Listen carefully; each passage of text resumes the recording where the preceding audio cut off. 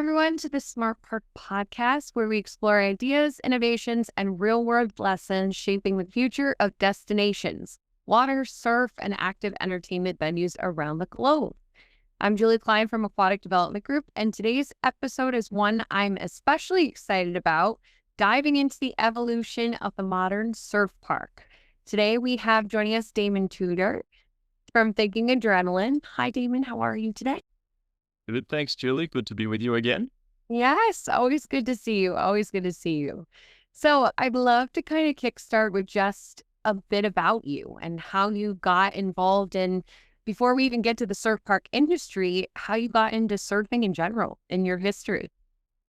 Yeah, so I'm probably a little bit spoiled in that I grew up in Australia for one. I think that always helps. But funnily enough, I didn't live near a beach, but my father used to work weekends at a hotel on the northern beaches of Sydney, in a place called Narrabeen. And I didn't really want to hang out in the hotel all day and have to work with him. So I used to go down to the beach, go for a swim, and basically got into surfing that way. So, up until I was about 15, I had to save up, buy my first second-hand board, taught myself how to surf, got dumped and hammered plenty of times as Narrabeen can be. But kind of learned that way. And that's where I started it all, and just sort of always did it throughout my life, just always enjoyed it, never took it too seriously. It was always just a great fun thing to be able to do. Sure, absolutely. And almost like building a community. I'm sure you met a lot of other surfers in the journey and got that experience of building that community around the sport. Yeah. So talk me through your history of your career. You've got obviously a very impressive portfolio, but how did you find the opportunity to take something that was a hobby and a passion and translate that into a career? Yeah, it's interesting how these things work, isn't it? I mean, my background was in sales and marketing for a long, long time. I'd worked for many different companies, but always had a passion for anything consumer product or experience related. That's kind of my sweet spot. And over the years, I've been actively involved in businesses that are like scale ups or even some turnarounds as well. And that's, again, I do like those sorts of challenges.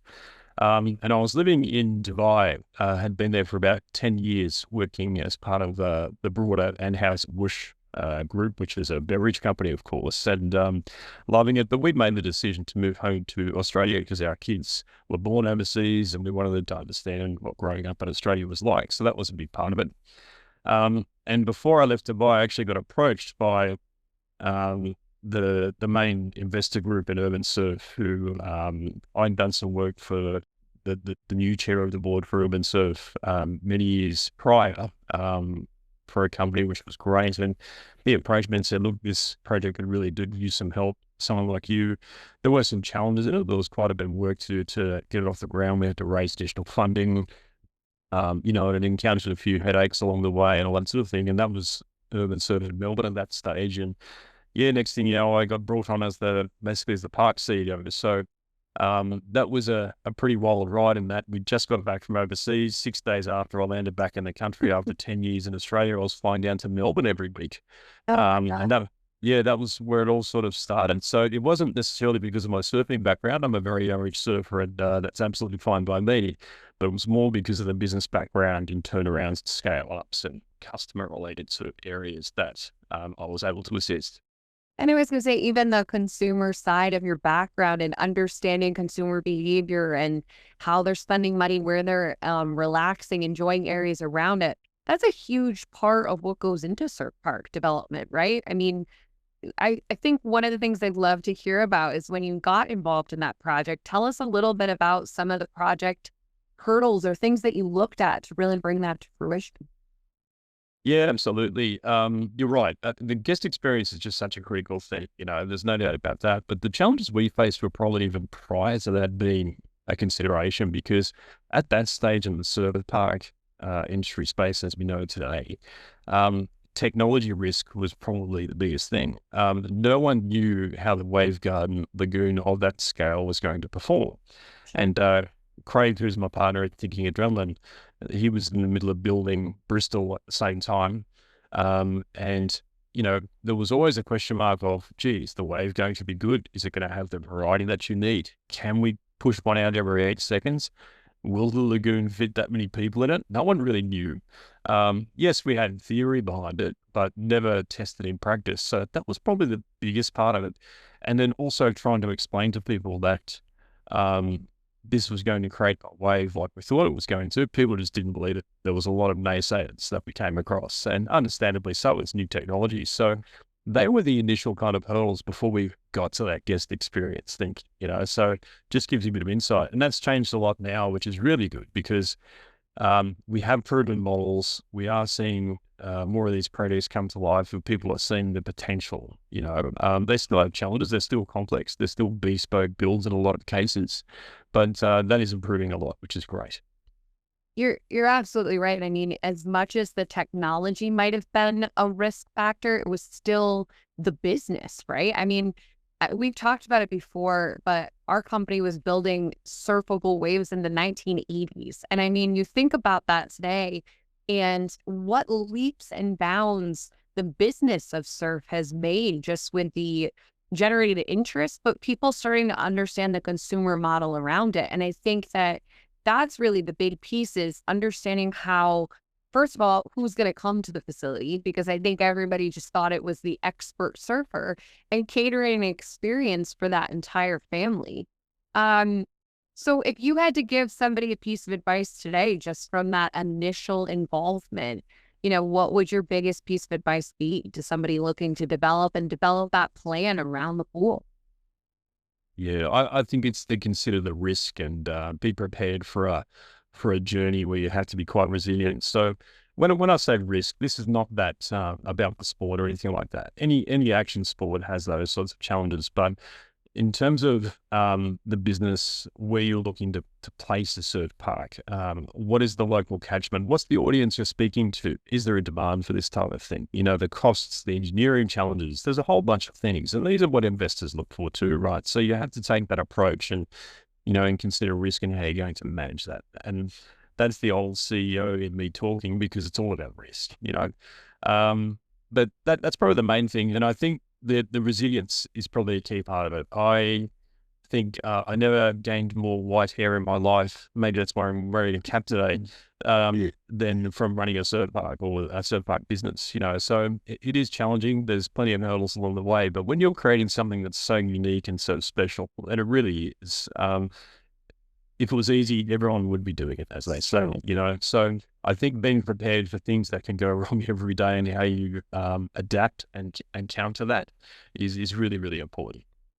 And I think another good point you brought up is finding people in the industry that you can also trust and lean on for some of the findings they had, right? I mean, going along this journey where you had Craig opening a Wavegarden in a different location, I'm sure you had plenty of dialogue back and forth. What are you doing? How's that working? Or how are you figuring this piece out about your park? Yeah, very much so. That was an essential part of it because I had the team with me in Australia, of course, who were fantastic. We all went on this journey together, this journey of discovery, you might want to call it. But definitely checked in with Craig, and we shared notes and swapped ideas. And and it's not like we were competing with each other. There was very much a strong connection there, a bit of a brotherhood of understanding of what we're trying to deliver. And we even had a friendly competition about who was going to get there first. He beat me to it. I have to put that on the table.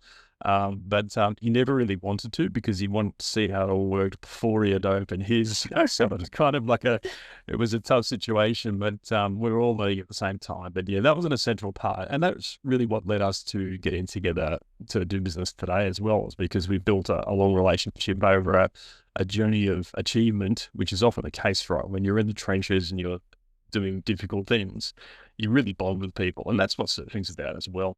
Yeah. I think too, the beautiful part about the surf park industry from my experience as well is, just like you said, it doesn't feel like a competitive space right now, because there's so many different techs out there and new people developing projects, and they're all so very different, right? I mean, we're hearing about groups like Revel Surf, who built their own technology, and they've got like the multiple RD&E center. We've got the beach streets doing desert surf, and some of these other projects with the residential play. You've got standalone parks. So I mean, I think the variety is just building the business for everyone, and I think that's what builds that camaraderie of information sharing. I agree. And I think it's also really good for our sector that's emerging here in that the different types of models, the different technologies, the different angles of doing things bring maturity to it. And that's what we need. At the end of the day, to make it viable, we're going to need that sort of mix of ideas and approaches and engineering to make sure that it's got, commercial longevity. That's kind of the key thing, I think, for the whole industry. Absolutely. Well, moving back to Melbourne, you talk about hurdles. You opened the park, and we haven't talked about timing, but it was right before COVID-19. Am I correct? Oh my gosh. Yes. Yes. You get some shudders down the spine, as I imagine a lot of people would when you talk about COVID. What a difficult time. But yeah, so imagine I started in January 2019 with URBNSURF. I was flying down from Sydney 4 or 5 days a week. We were staying in a shared apartment. I had many times in my stays down there where I was like, oh my gosh, what have I done with my career? There was true startup land, right? So we were building something from kind of nothing, and that had already been some work done, in fairness to the team. So we had a lot of pieces to pick up. We had to build everything from scratch. So that year of 2019 was really challenging. Lots of hours, tight budgets, the whole thing. And we got it open in January of 2020. So it was 1 year of absolutely crazy hard work to get this thing over, which was great. And Right. the noise around the world about it and everything was just fantastic. We were so happy. And of course, 11 weeks later, COVID came along. And I remember because the Formula One race was in Melbourne that weekend as well. But actually, all the news came out. We were required to shut down. So, but I do recall, we had a special moment right before we closed where Lewis Hamilton actually came to the park because the race was called off and he wanted to try out the serve. So we got the serve with Lewis Hamilton, which was pretty special. So, Awesome. uh, it's funny you look at these moments, but if you think, we've just built a team of, say, 120 people, and then we're potentially slowing down their employment pretty dramatically. We were fortunate in Australia that we had government support, which we leaned on and was absolutely necessary. But yeah, definitely a challenging time, that whole COVID period. And ironically, we did the entire Sydney capital raise during the COVID phase. So imagine doing a capital raise where you're having hundreds of meetings, all on video calls and phone calls, no physical meetings. So that was a unique challenge as well. But we got there. We got there. Yeah, absolutely. I mean, what a time. We think back to in our company, we had sold a 3-in-1 boogie boarding wave pool learn to surf in Fairfield, Australia. And we were Yes. commissioning during COVID-19. So ironically, it was at a water park. It wasn't a surf park, but I remember our team working opposite hours at home during COVID. And, we were grateful that we were able to do some of that work remotely, but what a challenge when you think about trying to start up a whole new product business. It's just, yeah, deflating. I'm sure. Um, Yeah, there's no doubt we had some unique challenges along the way, and COVID was definitely one of those. But there's almost too many stories for our podcast though to share around some of these things. It was almost like the surf gods were angry with us for making an artificial wave. So very strange. oh, jeez. But that's the amazing thing because all of these things that happened, it's easy to be like, oh my gosh, maybe this is a sign I should walk away. And instead you were able to rally the team together and still keep a very successful business. And it brought you then to do another one in Sydney. And I mean, you started talking about the capital raise. How was the time frame of development and how did you get to Sydney? How did that actually come about? Yeah, so Sydney was always in the plan when I started. There'd been a land deal basically in place. We had to really progress with Sydney or not during that COVID period. We had to make the decision because there was a view that perhaps we needed to just slow down, batten down the hatches because of COVID for Melbourne, because we just spent, $50 million on the venue and there wasn't a great deal of income coming in, of course. So that's a risk. Sure. But I was always very supportive of the Sydney project, having grown up in Sydney and just knowing, you've got a strong demographic with your 2-hour drive time and everything like that. So, and a big audience. So I always knew it had a lot of merit. But you're also up against a lot of very good natural surf beaches within an hour drive from the project. So I had a number of people ask me about, are you sure we should do it in Sydney? There's a lot of natural competition. It's like, no, you don't understand. This is a different experience. Some of the Sydney surf breaks that I know, that can be very competitive.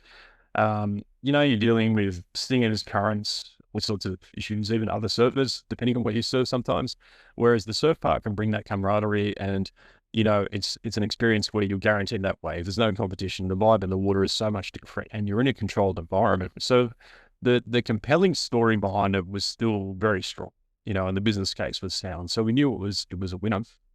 So during COVID in 2020 and 2021, we were working through the capital raise. We were able to secure some debt at that point as well on the basis we had an existing park in operation, which is really useful.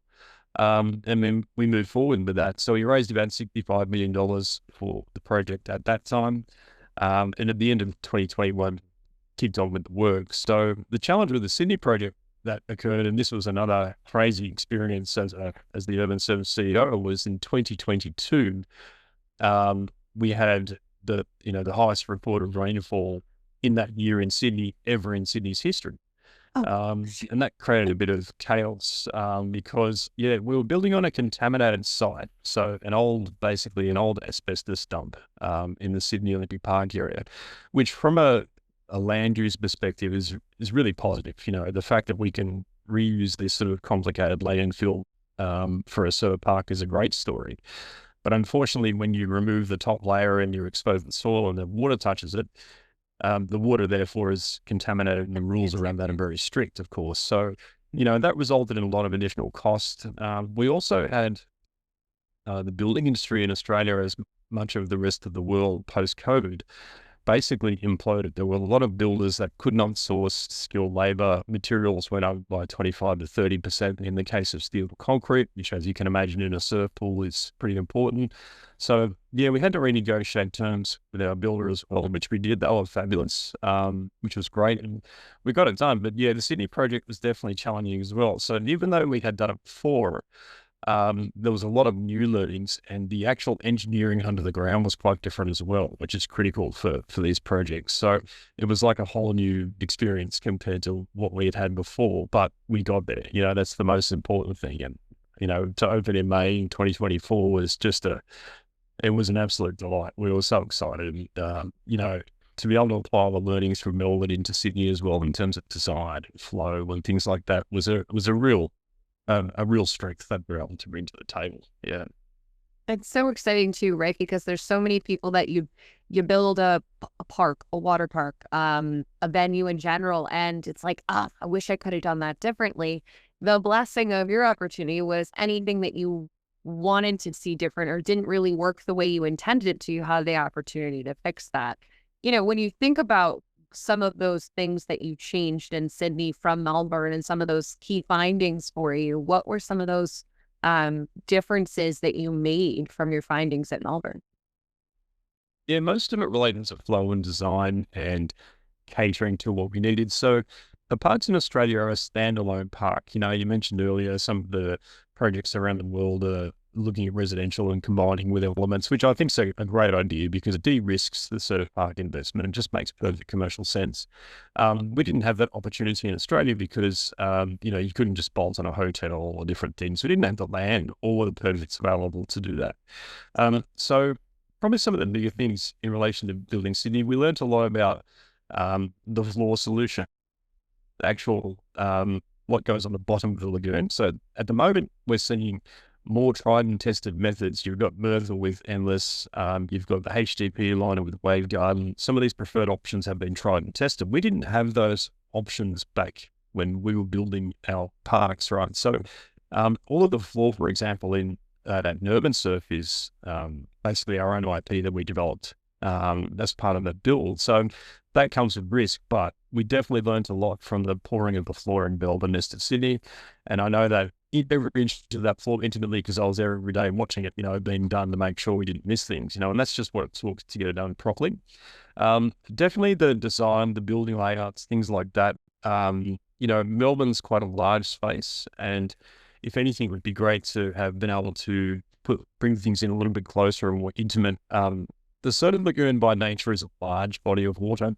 So it's really important that the buildings, all the customer experiences and everything like that, F&B is really closely attached to the lagoon itself, because that's the wonderful thing to watch, is people out there surfing. And if you're too far back from it, you can feel a bit disjointed. So Sydney's much closer in that sense, which is great.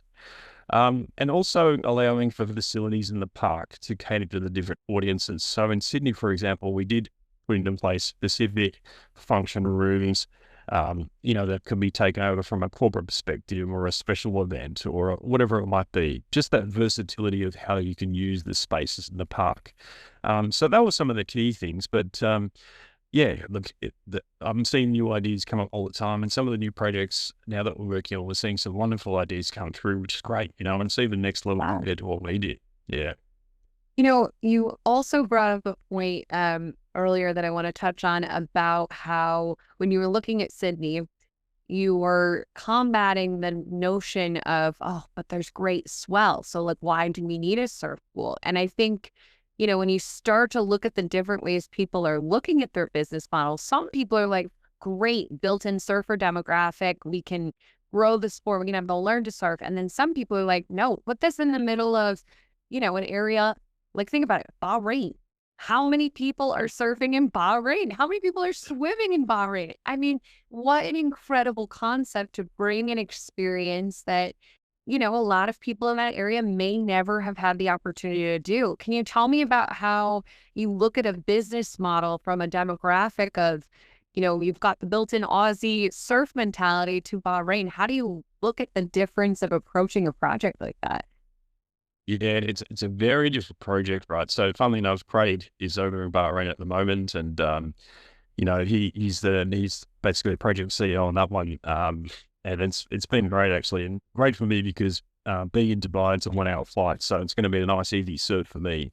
But yeah, so Bahrain is quite different. The business in Australia, if you compare it and surf, largely private equity owned. It's about a return profile, that sort of thing. It's definitely a commercial operation. Now, it is part of the 2030 vision for the country that comes from the Prime Minister's office. So it's part of a much broader vision, which is really exciting because they commit to these big developments that are pioneering.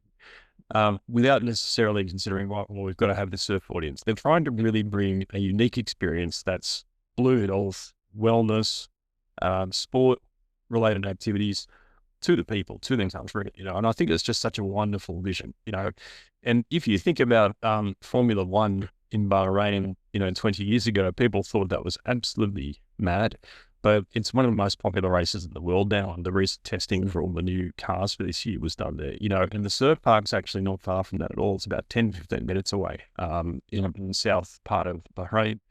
The other thing is that it's really interesting because you don't have a traditional surf audience in Bahrain. You have an island that is surrounded by water, most certainly, but it's not a water-based sort of culture other than some of the historical things around, pearl diving and fishing and these sorts of things, which is wonderful. There's a really rich history. So the surf park is this completely new, unique asset. It's part of a larger development, which is called Balaj Al Jazeera. Really wonderful, hotels, residential, and this is the idea. And the surf park there isn't just about surf. It's going to be about families, community, swimming, learning to swim, learning to engage with surf, education programs, fluid health programs. So it really is quite a diverse offering. And that's the beauty of it. That's what I love about surf parks. I love surfing.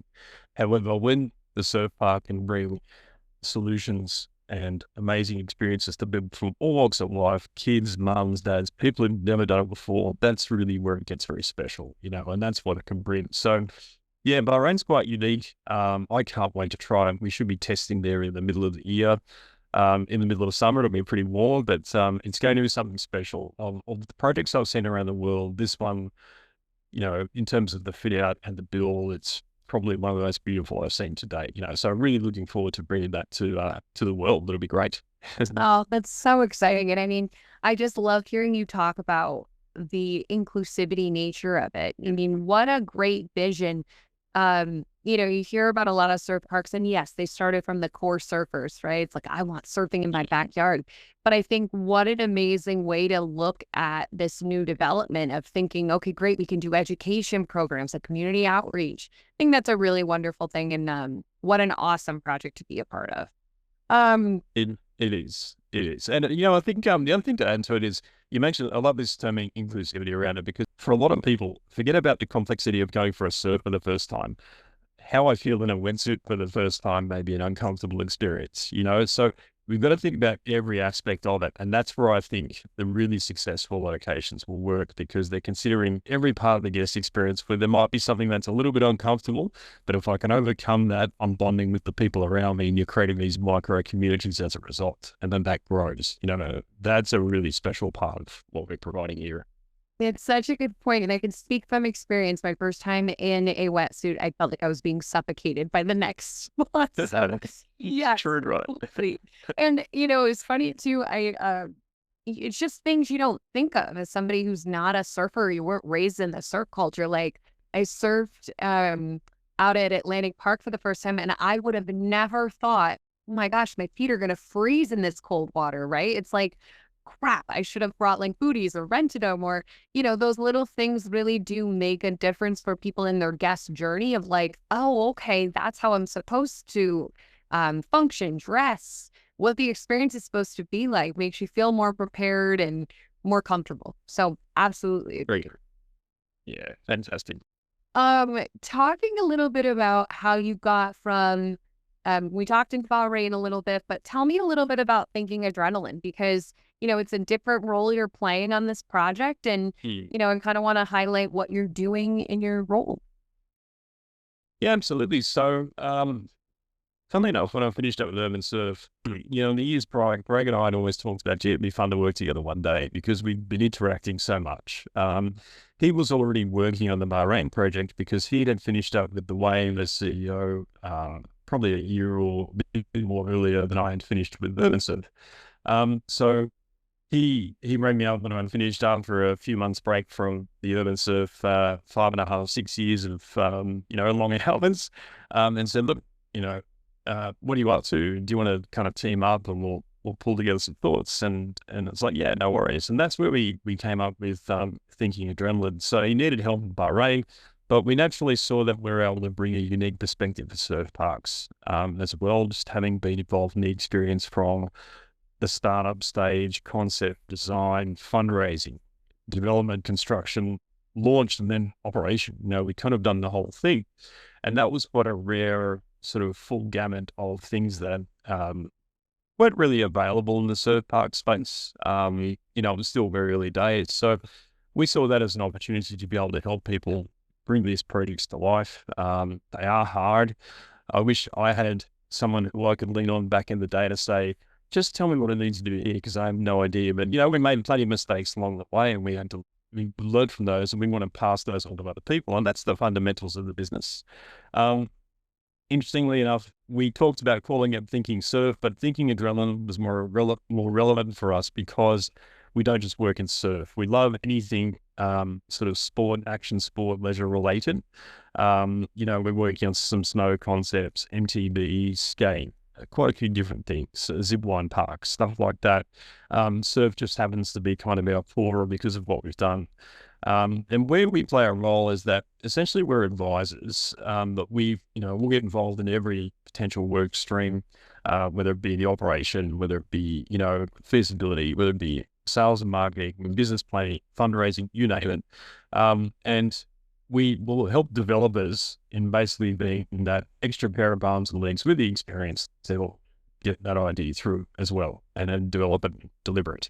And then on the other side, we work with the investors to provide a de-risking point. So if they want us involved from either them as a group or projects they're investing in, we'll happily be advisors to the groups they are, just to help the team that is delivering it, to make sure the process is right and to de-risk it and execute really effectively. So that's kind of the role we play. And we collaborate with other groups as well. We've got a few trusted groups that we work with. In Bahrain, we're working with the Surf Co-Lab guys, great guys, and they're helping with the construction of the operational side. So yeah, it's a real team effort, and that's kind of the role we're playing now. We're probably operating across about 10 projects at the moment, around the world as well. So the hours are a little bit odd at times, but there's some really exciting projects we're working on, and I can't reveal them all. There's a few that are still a little bit secret, but that's a pleasure and privilege to be able to help people in that way. Oh, I think that's so amazing. First of all, too, because, looking at all the different continents you're working on but I think even the ability to look at different industries and take the findings that you have, because, it's funny, we've obviously one of our core markets is the water park space. And one of the things we always said when we came to the surf park space was like, you don't have to make the mistakes that we made 50 years ago in the water park space. There's a lot of overlap. There's a lot of similarities in the business around it, whether or not the tech is different or some of the anchor draw of the property is different. The ski resort sector, right? I mean, this action sport and building the RD&E and the food and beverage planning and what the guest customer journey is like, those are all staples that have to be factored into the plan. And you can take findings from different markets and help other groups as well. Yeah, I think that's a really good point. And, our experience from Craig and my perspective, it's much broader than just surf parks or this sort of space that we're talking about, this sort of active leisure sort of space. And I think that's an essential part of that discipline and some of the maturity we want to bring to the sector, because every industry needs those founder style thinkers that are the visionaries, and, that can really breathe life into the concepts, which is so essential.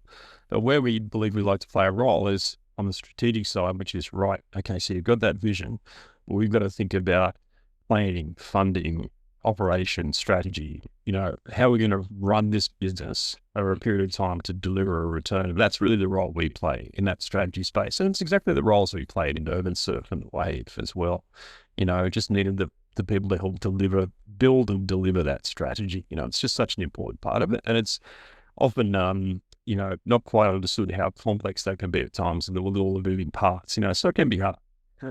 It's true. I mean, we were on a call with a project that we were talking to, and sometimes it always looks glamorous, right? You're the designer, you're the builder, you're the manufacturer, you're the consultant.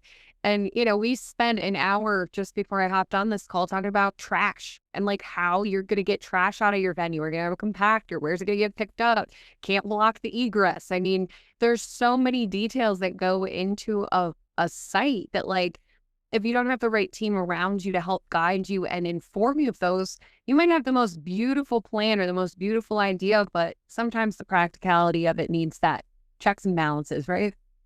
Oh, spot on. It's the questions you don't know to ask. That's where we like to play a role and identify those things, or spot risks problems before they happen, right? That's the value add. So, and that's, like I said, I wish I had someone like that on my shoulder at the time, but I was very fortunate to have a very supportive team who were amazing, and the board were great, and all those sorts of people are very understanding, and we all just got on with it and got the job done.